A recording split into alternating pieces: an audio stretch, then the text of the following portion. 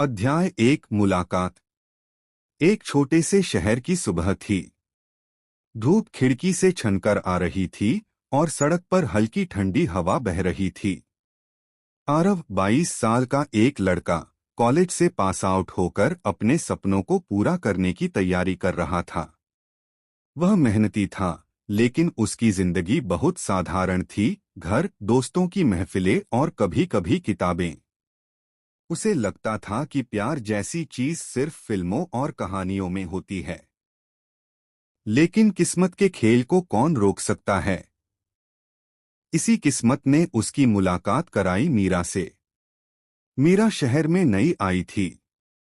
उसकी आंखों में मासूमियत थी और बातों में अपनापन।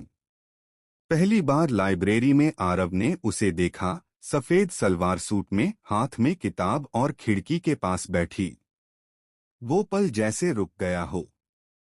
अध्याय 2 दोस्ती की शुरुआत। आरव ने हिम्मत जुटाकर बात शुरू की।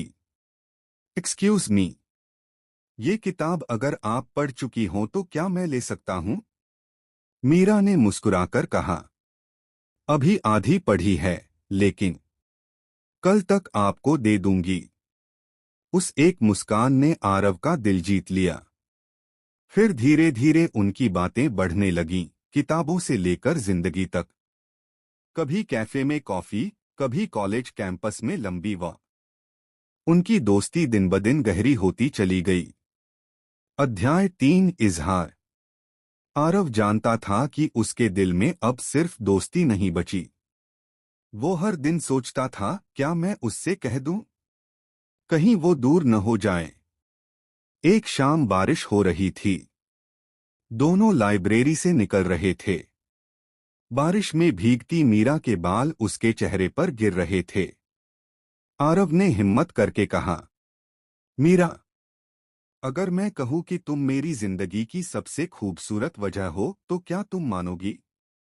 मीरा थोड़ी चौंकी, लेकिन उसकी आंखों में खुशी की चमक थी। उसने धीमे से कहा, आरव, मुझे डर था कि शायद तुम कभी ये कहोगे ही नहीं। उस दिन उनकी दोस्ती प्यार में बदल गई। अध्याय 4 दूरियां। प्यार आसान कहाँ होता है। मीरा के पापा चाहते थे कि वो बड़े शहर जाकर अपनी पढ़ाई पूरी करे। आरव ने चाहा कि वो रुक जाए, लेकिन प्यार का मतलब रोकना नहीं होता। मीरा ने जाते जाते कहा, आरव, अगर हमारा प्यार सच्चा है तो ये दूरियां भी हमें और मजबूत करेंगी।